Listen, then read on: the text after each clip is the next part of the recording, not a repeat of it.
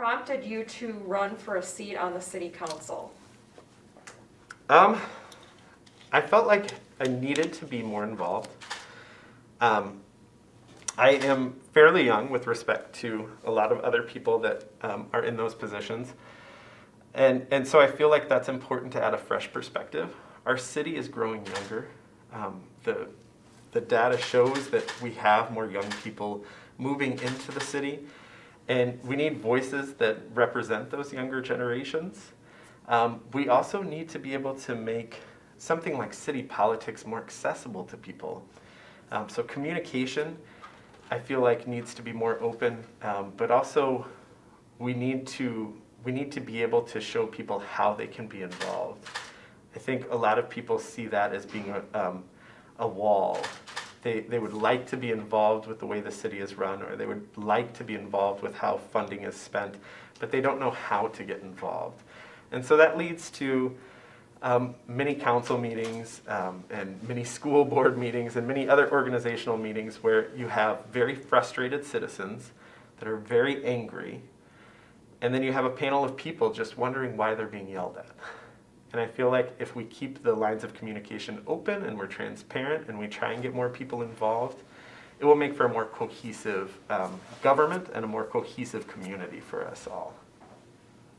What qualities, experience, skills do you possess that would make you a good representative of the citizens of Sioux City, and what sets you apart from the other candidates? Whew, that's a good one. There's a lot. I feel like one of the most important aspects is I am able to listen, and I am very clear in my communication. If there is something that is communicated to me that maybe I don't agree with, I have no problem explaining why that doesn't align with my beliefs, or where I would challenge it, but I don't let that be the end of the conversation. Too often in politics, things are painted in black and white, or rather red or blue. And we're in a city. There's a reason that this office is a non-political office that I'm running for. There's no room for red or blue at the table. We're all Sioux Cityans, and we should be working together to accomplish what needs to be done for our city. I'm very good at seeking out others that maybe have an opinion but don't know how to share it, and getting them involved with the process as well. A lot of times people just need a mentor or a voice. And I feel like I'm ready to mentor. I'm ready to bring people into the public space, and I'm ready to get involved.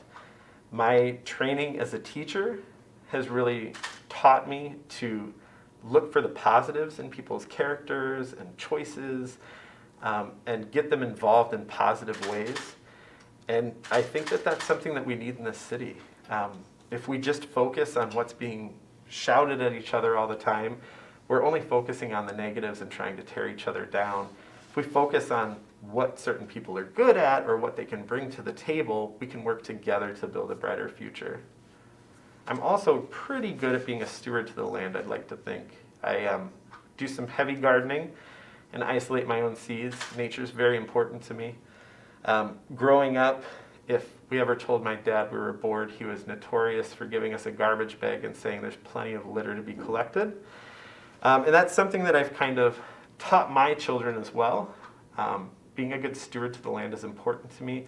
So when I make choices with my property or anything that I'm involved with, one of the things that I always think about first is how is this going to affect our environment? We have an amazing city with lots of green space. We also have just a great historical past. We have historical buildings. We have all these beautiful spaces in town that are there for us to enjoy. We have to make sure that we're protecting them for the next generation. What specific concerns or criticisms do you have of the current council? Are there any specific votes that you have disagreed with? I'm not going to say anything that I disagree on. I will tell you that ideas that I have going forward would be to have more open public forums. The people that I have talked to, the citizens that I've talked to, the voters that I've talked to, are concerned that their voices aren't being heard. And many of them are just not informed about how to go about getting their message across. And so I feel like one thing that I would make a priority is ensuring that I am able to leave the door open for everybody. I would like to do something along the lines of hosting at least a bi-weekly meeting where council members are present and people can kind of air their grievances or talk about things that they're interested in, or we could just get more involved with community happenings and community activities. I also feel like there needs to be some transparency in that what is discussed at council meetings should be publicly available to people in terms that they understand. So it shouldn't take any kind of a degree to read through council minutes. And that information should be pretty transparent to people. And I feel like that is kind of what Sioux Cityans deserve. They deserve to have that transparency and that access. If elected, what will your top priorities be? One of my biggest one is inclusive representation. So inclusivity is incredibly important to me. We've done great things for inclusivity in our city. We've done great things for inclusivity just in City Hall. We have tons of inclusion boards, and we have people that are involved in making our communities more accessible to people that typically wouldn't be able to access them. But I want to make sure that everybody has a voice. And so my top priority really would be making sure that everybody is represented and that everybody has access to me. I feel like that should be the top priority of every politician. Branching kind of off of that it works into the transparency. So one thing that I've seen that I really appreciate is politicians that have kind of like a weekly letter that gets sent out just letting people know, this is what I've accomplished during this past week. This is what I'm working on next week. This is the feedback that I received. This is my answers to that feedback. Just a simple newsletter that can be sent out or made publicly available to people so that you can tell what is being done. Those would probably be my top two. What are your views on the current property tax situation? What would you do to reduce the burden on local taxpayers? The current property tax situation? I'm assuming that you're talking about the proposed rise in property taxes. And that is something that I have been informed is set at the state level. And then people are allowed to kind of argue that to have it lowered as well. But tax situation, the tax rise that I'm aware of, at least a 25% hike, was something that was set at the state level. If there's another hike, then I don't know about that, and I will have to do But is some there anything research into that you would do if elected to try to reduce the burden on local taxpayers? Reduce the burden? I think if people know what their options are, that is probably the most important thing. So if your property is assessed to be 25% higher than what you feel like it's worth, and you feel like that's an unfair rise, then people should have very transparent actions that they can take to go and argue that, which there are actions that you can take right now, but that information is kind of hard to get to sometimes. And so I feel like letting people know what their options are, as well as letting people know why that rise is happening, is something that's important. Mayor Bob Scott said that he is ready to vote on a fireworks ban. What is your stance on this issue? On whether or not fireworks should be banned. I mean, they were banned all kind of throughout my childhood, and they still happened. It's not something that I can really say that I am for or I am against. I feel like there needs to be, that's another community issue. I feel like the community needs to discuss it, discuss the pros and the cons, the kind of the current rules, what the rules were rolled back from. And I feel like that's a place where the community needs a voice so that they can be heard and make the final decision.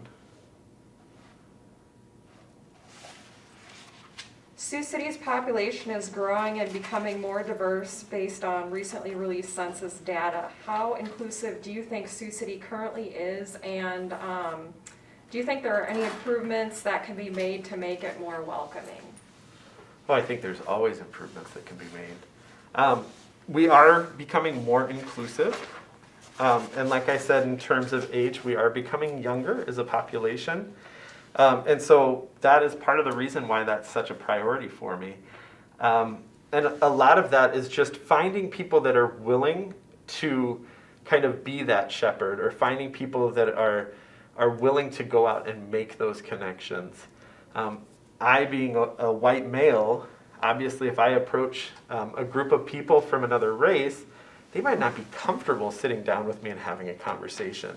And so I need to have people available to me, which I do have plenty of people available to me that are willing to help me have that conversation. I can't pretend to know what's best for everybody.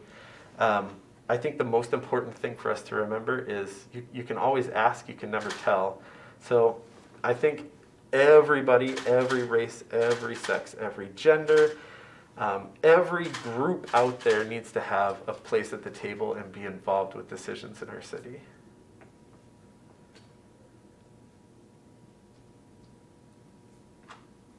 Riverfront development is underway, but there hasn't been a final decision on what the iconic feature will be. Different ideas have been floated, including a pedestrian bridge that would cost millions of dollars. How do you feel about riverfront development, and what would you like to see? The riverfront's a very special place. I like it, and the idea of having this, classic river city kind of view down there is one that's enticing. I feel we have bigger priorities. That's fun and that's great. The bridge across the South Sioux, that's great. A lot of those things are nice and nice to have. I feel like infrastructure-wise, we have some larger priorities. I live on the west side. I'm on Rebecca Street. Driving down Rebecca Street, there's potholes that are older than me. We already discussed my age earlier, so you can imagine how long they've been there. There's potholes that are more than a foot deep, and we just keep shelling some blacktop and tar into them, and then the next year they have to be filled again. It's not a problem that ever gets fixed, it's just one that gets patched. I feel like our roads are something we definitely need to invest in. And I feel like we need to start investing in something that will have an outcome and build a brighter future for our community tomorrow. If I went back in time 25 years and saw the same pothole, I would think, wow, what did we do with this last 25 years? So I think that by correctly fixing the issue or replacing the sections of street that need to be replaced, we're building a better future for the kids to take over in the future, tomorrow. We need to have we need to leave it better than what we found it.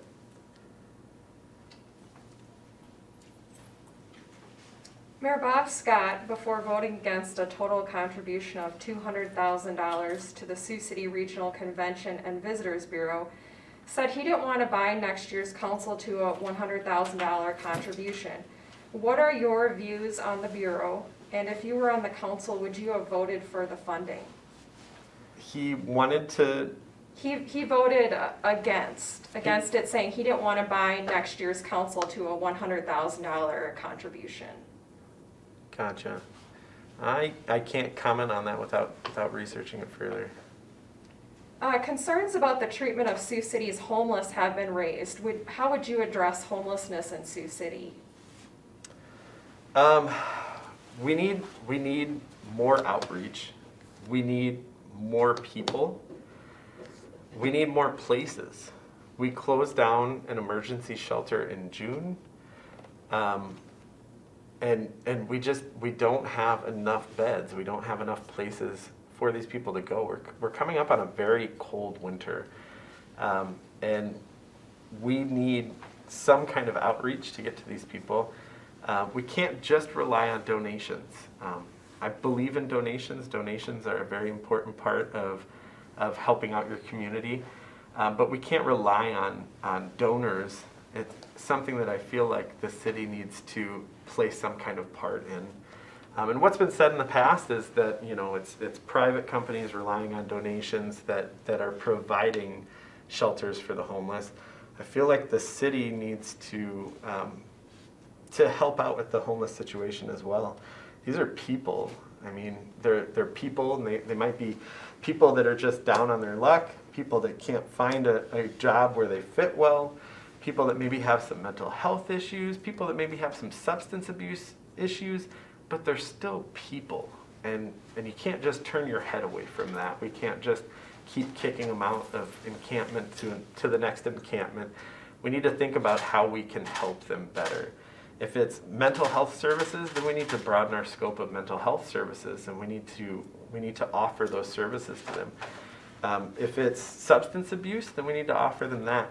If it's the fact that we don't have enough beds, enough sheets, or a physical location to house them, then we need to come up with some housing for them, because it's not fair for anybody to have to worry about whether or not they're going to freeze to death. We have COVID funding for that. We have funding that has been announced that's going to be used on infrastructure. Infrastructure is incredibly important to the value of our city and for the future of our city. What's more important is the people, and if the people that are here are homeless and sleeping on the streets and not sure if they're going to last the winter, people should be our first investment.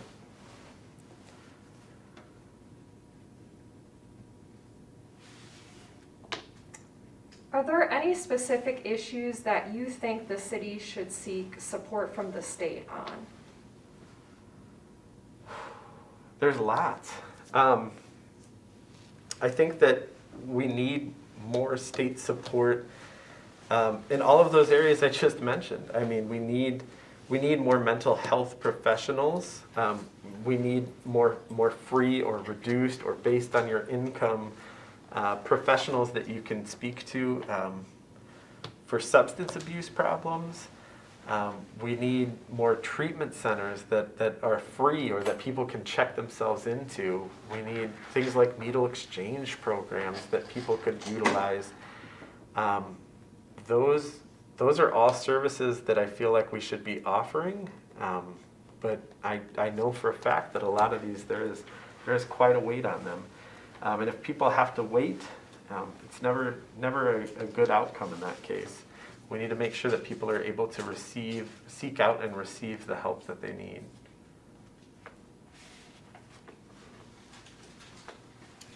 There's a demand for housing in Sioux City. What would you consider affordable housing as far as single-family homes and rentals? Rentals, $600 a month, max. I mean, if we're talking about a whole house, then maybe $800. But I'm realistic. When I went to go look for an apartment to rent before I purchased the home that I'm living in, the cheapest apartment that I could find, and this was a 2-bedroom apartment, was $900. My mortgage was $600. $600 a month. The cheapest rental I could find was $900 a month. I couldn't afford it. There's no way I could afford it. At the time, I was working at a call center and trying to go to school and supporting, my child and my future wife. There's absolutely no way that we could afford that. It wasn't until I went back to school and I had a 4-year degree and I started teaching that I would have been able to afford that. And so if we have apartments and we're charging this much for rent and we don't have affordable housing for people that we can offer them, it's no wonder that parents are having to work 2 and 3 jobs just to support their family. And then, I mean, if they have to work 2 and 3 jobs, who's there taking care of their kids? These are things that we need to think about. If we don't make housing affordable for people, then they're going to go somewhere else where they can find affordable housing, and that's not going to be around here. Do you have any ideas about how to create affordable housing? Well, a big part of it is we need to have investors, and we need to have people that are willing to make affordable housing. There actually was a project very recently in town that was touted as being an affordable housing project, and now they're selling the houses for quite the markup, anything but affordable. We need investors that are actually going to stick to their word and offer either like on-contract housing options, or housing that has, you know, a locked-in rent amount, and finding those investors and the ones that we want to actually partner with is probably the biggest challenge.